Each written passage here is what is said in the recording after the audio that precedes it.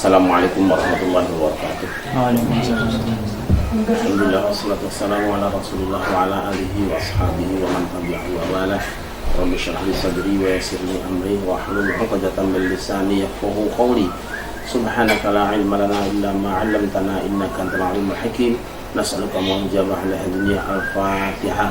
A'udzubillahi minasyaitonir rajim. Bismillahirrahmanirrahim. Alhamdulillah rabbil alamin arrahmanir rahim maliki yaumiddin. Iyyaka na'budu wa iyyaka nasta'in ihdinas siratal mustaqim. Shiratal ladzina an'amta 'alaihim ghairil maghdubi 'alaihim waladdallin.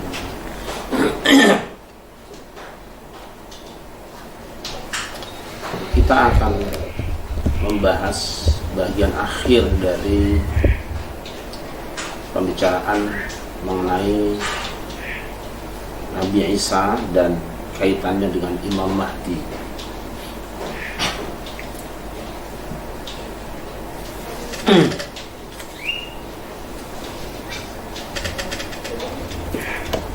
Keyakinan mayoritas umat Islam bahwa Nabi Isa akan turun kembali itu antara lain didasarkan kepada sebuah hadis yang diriwayatkan oleh Al-Bukhari, Muslim dan lain sebagainya. Di antaranya adalah hadis bersumber dari Abu Hurairah radhiyallahu anhu, di mana Rasulullah SAW bersabda, "Walladzi nafsi biyadihi la yushikanna an yanzila fikum ibnu Maryam hakaman adlan fa yafsidu as-salib wa yaqtulu al-khinzir wa yad'u al-harba wa yafidhu al-mal hatta la yaqbalahu ahad." Dengan beberapa redaksi yang sedikit berbeda.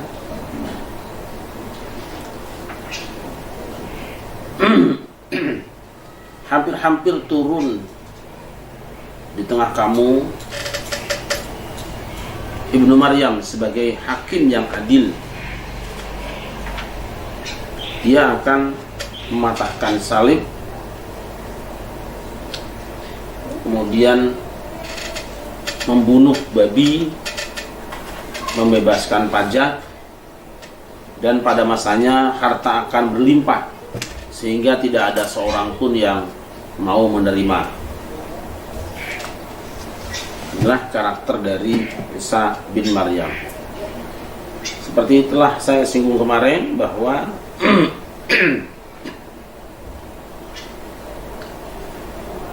meskipun hadis ini sahih, namun oleh sebagian ulama dipandang sebagai hadis ahad yang tidak mencapai derajat mutawatir, sehingga mereka menganggap hadis ini tidak perlu diperhatikan dalam kaitannya dengan akidah, karena akidah dituntut harus menggunakan dalil hadis mutawatir. Namun jumhur ulama menemukan bukti bahwa hadis ini mutawatir, sehingga ada beberapa orang yang telah menyusun kitab bahwa turunnya Al-Masih, Isa Al-Masih itu mutawatir. Nah, ketika sudah sepakat bahwa hadis itu mutawatir, mereka pun berbeda pendapat. Apakah yang dimaksud itu hakiki Nabi Isa atau orang lain yang karakternya diserupakan dengan Nabi Isa, di mana di antara karakter Nabi Isa dalam berbicara itu menggunakan bahasa-bahasa isyarat, dalam bahasa-bahasa ibarat yang tidak tekstual, itu di antaranya bahasanya indah. Nah, di antara mereka yang beranggapan seperti itu adalah Mirza Ghulam Ahmad, atau yang kita kenal dengan pendiri Ahmadiyah. Kemarin sudah saya senggol sedikit.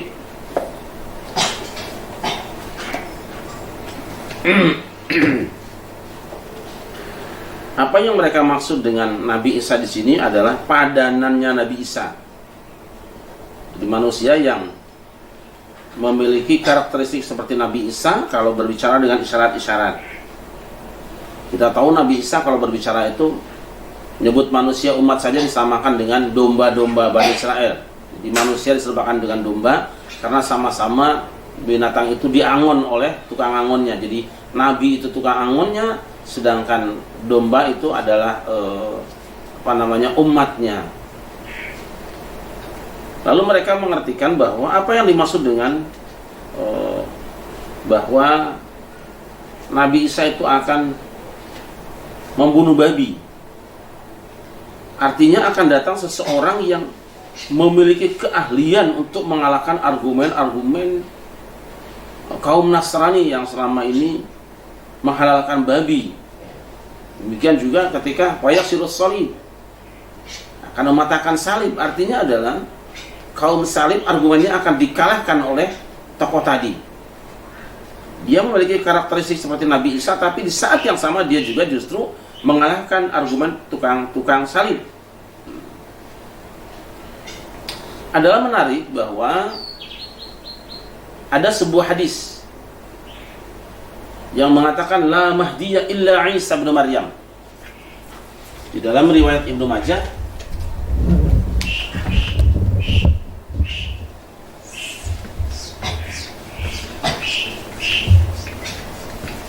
ada hadis mengatakan la mahdiya illa Isa bin Maryam.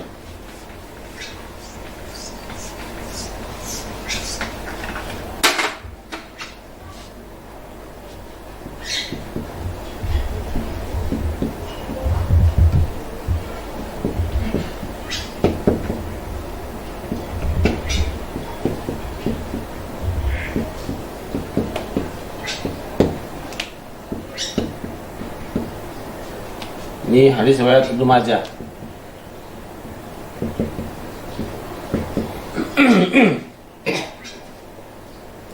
Tidak ada Mahdi kecuali Isa bin Maryam.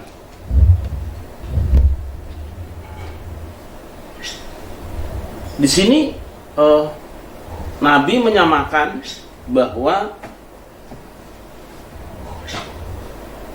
yang namanya Imam Mahdi itu Nabi Isa juga.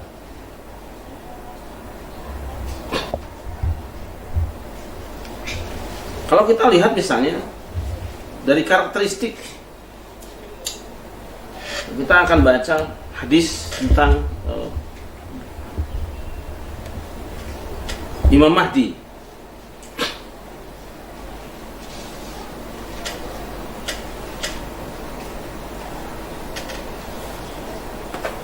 Qala Nabi sallallahu alaihi wasallam, yakhruju rajulun min ummi ahli baiti yuwati usmu ismi wa khulquhu khalqi yamla'u haqiqatan wa adlan kama muliat jauran wa dhulman.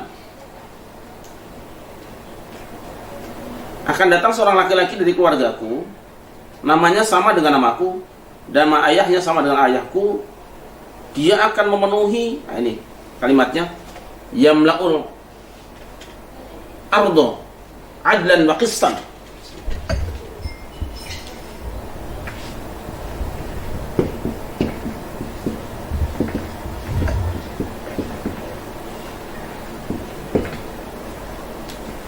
Imam Mahdi itu nanti akan memenuhi bumi dengan keadilan, qistan, sikap jujur, adil. Nih, di sini adalah sifat Imam Mahdi. Dan tadi ketika kita membahas tentang Nabi Isa juga hampir sama sifatnya, yaitu Nabi Isa hakaman adlan wa imaman muqsitan. Perhatikan, Nabi Isa juga adalah seorang hakim yang adil, imam yang bijaksana. Sama, qistan, muqsitan, adlan. Padahal ini menyebut tentang Nabi Isa. Jadi yang pertama, ada seseorang di antara anak cucuku, yaitu namanya Mahdi. Dia akan memenuhi bumi dengan keadilan dan kebijaksanaan. Hadis saya mengatakan Nabi Isa juga akan memenuhi bumi dengan keadaan dan kebijaksanaan. Karena muliat jauran, sebagaimana bumi telah dipenuhi dengan ketidakadilan, kekacauan dan perbuatan jahat. Jauh, lacut Jawanya itu. Ini kan dua sifat yang sama. Lantas mana sebetulnya yang imam adil dan namanya hakaman adlan dan imaman muqsitan itu siapa? Maka ada hadis yang ketiga. Ini Ibnu Majah, la mahdiya illa Isa bin Maryam. Tidak ada Mahdi kecuali Isa bin Maryam.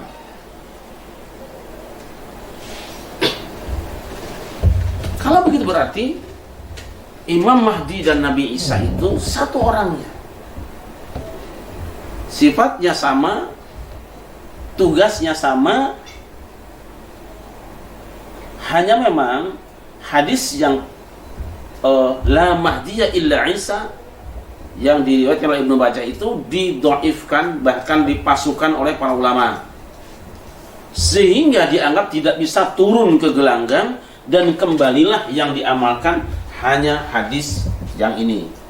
Isa bin Maryam hakaman adlan wa imaman muqsita. Tentang ini tidak diamalkan. Semua sifat-sifat yang adil dan bijaksana itu tempelkan kepada Nabi Isa, dan Imam Mahdi tidak dibawa hadisnya. Karena tidak dibawa hadisnya, maka kembali Imam Mahdi bukan Nabi Isa. Ini didukung oleh hadis-hadis yang lain bahwa nanti Nabi Isa dan Imam Mahdi akan bertemu bersama-sama, akan berziarah kubur ke Madinah, kubur Rasulullah, dan saat itu yang menjadi imam adalah Imam Mahdi. Nabi Isa tidak mau menjadi imam karena dia hormat kepada umat Nabi Muhammad SAW. Walaupun dia Nabi, Imam Mahdi bukan Nabi, dia tidak akan mau jadi imam. Sebab apa? Ulama'u ummati ka'ambiya Bani Israel. Ulama umatku seperti nabi-nabi Bani Israel. Nabi Isa merasa hormat kepada Imam Mahdi, dia tidak mau menjadi imam sholat di Madinah.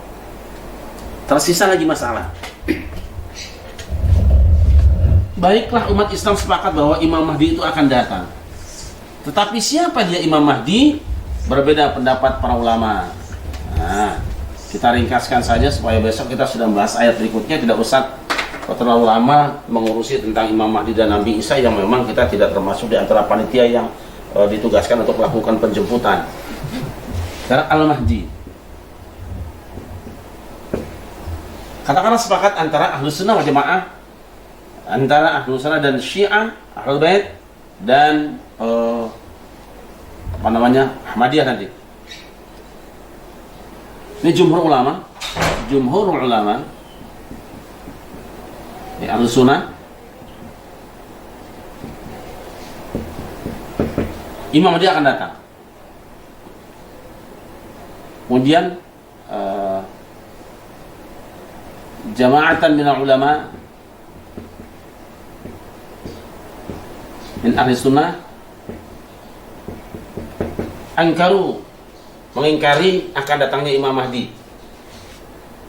Yang ketiga adalah Syiah.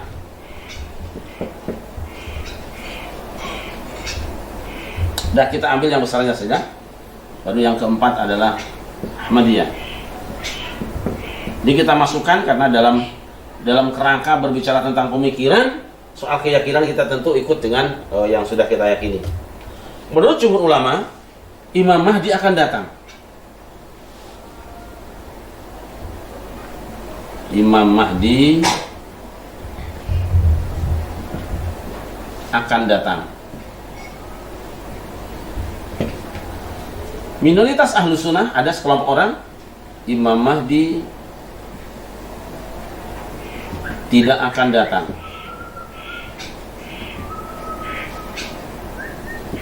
Menurut mereka, keyakinan tentang datangnya Imam Mahdi atau Nabi Isa itu sama saja dengan keyakinan agama lain. Orang Yahudi, orang Nasrani meyakini akan datangnya sang penyelamat, sang pembela, yaitu Nabi Isa. Nanti di Jawa juga ada istilah namanya Ratu Atil. Biasanya istilah-istilah yang mendatangkan Mesias yang akan datang itu dianggap sebagai keyakinan kelompok orang yang selalu terkalahkan atau terpinggirkan atau tidak dapat fasilitas.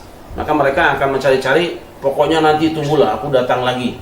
Sama juga di budaya Jawa ada namanya Sabdo Pawon Yogenggong. Sabdo Pawon sebelum dia muksa pernah janji nanti 500 tahun setelah hari ini aku akan datang lagi. Terus tahun 1478, sehingga pada tahun 1978 itu kembali lagi aliran kepercayaan di MPR masuk. Maka mereka kelompok itu mendesak supaya aliran kepercayaan itu masuk ke MPR sampai nanti ada yang namanya menghayati kepercayaan pada Tuhan Yang Maha Esa. Itu dimasukkan di dalam GBHN, bahkan masuk di dalam penataran-penataran dalam P4. Di P4 itu aliran kepercayaan masuk lagi, sehingga dulu ada agama Islam, Protestan, Katolik, Hindu, Buddha, masuk juga penganut kepercayaan pada Tuhan Yang Maha Esa. Ini karena desakan mereka sesuai dengan statement dari Sabdo Paranoyo Genggong pada tahun 1478 itu. Saya ingatnya itu. Ya, sebelum menghilang di zaman Brawijaya V, karena Brawijaya masuk Islam, kemudian Sabtu Quran kehilangan pengaruh. Dia janji 500 tahun kemudian akan datang kembali, menyebarkan kembali keyakinannya. Pas 1978 sidang umum MPR, zaman Orde Baru, ini menetapkan aliran kepercayaan sebagai setara dengan agama. Ya, yang seperti ini ada di mana-mana. Mereka mengatakan sama soal Mahdi juga seperti itu. Karena dianggapnya sekelompok orang ada yang merasa tertindas selama ini, menanti-nanti Mesias, menanti-nanti orang yang akan datang memberikan jalan keluar bagi mereka. Nah, Syiah percaya Imam Mahdi akan datang.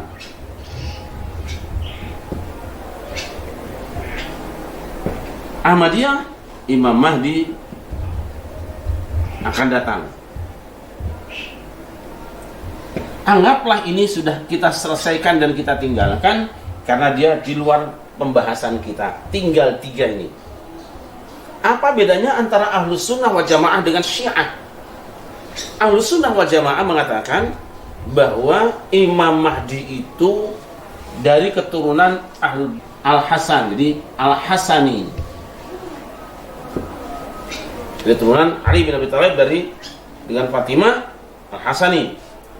Kemudian Syiah mengatakan bahwa Imam Mahdi itu dari Al-Husain, Al-Husaini. Kita tahu anak Ali itu ada 2, Ali dan Fatimah. Ini punya anak 2. Menurut Ahlus Sunnah wal Jamaah, Imam Mahdi itu nanti akan datang dari keturunan Imam Hasan bin Ali bin Abi Thalib karramallahu wajhahu. Nah, dan sampai sekarang Imam Mahdi belum datang. Kapan datangnya? Tidak ada yang tahu kapan datangnya. Sementara kata Syiah, kita ambil yang umum saja, yaitu Syiah Imamiyah atau Ja'fariyah, Isna Asyariyah, Imam 12. Mereka mengatakan bahwa Imam Mahdi itu dari keturunan Husain bin Ali bin Abi Thalib dan sudah datang. Itu kira-kira pada tahun 250-an sudah lahir. Sudah datang. Sekarang sedang gaib dulu. Sekarang sedang moksa, sedang menghilang, sedang tersembunyi. Kalau di sini belum datang, ini sudah datang, sembunyi. Waktu itu dalam usia, kalau tidak salah sekitar 5 tahun umurnya. Jadi imamnya 5 tahun hilang, nanti akan muncul kembali menjelang hari kiamat. Makanya mereka manggil dengan Ya Qaim, namanya Al-Qaim. Ya, suka manggil Ya Qaim, Ya Qaim. Kalau disebut dengan Al-Qaim, yaitu Muhammad bin Hasan Al-Askari. Muhammad bin Hasan Al-Askari. Ini adalah imam yang ke-12 dari urutan Ali, Al-Hasan, Al-Husain, dan seterusnya. Nanti di sini Muhammad bin Hasan Al-Askari. Ini dia, yang ke-12 ini Al-Askari. Ini yang disebut dengan Al-Hujjah atau Al-Qaim, sehingga ketika disebut nama Muhammad bin Hasan Al-Askari, mereka akan mengatakan Ajjalallah farjahu. Semoga Allah mempercepat kedatangannya kembali. Inilah perbedaan ini. Keyakinan ini akan terus hidup sampai kapanpun juga. Nah, sementara yang terakhir adalah Ahmadiyah. Ahmadiyah mengatakan seperti dalam hadis bahwa Imam Mahdi itu ya Isa bin Maryam, maka Isa itu siapa? Mahdi itu siapa?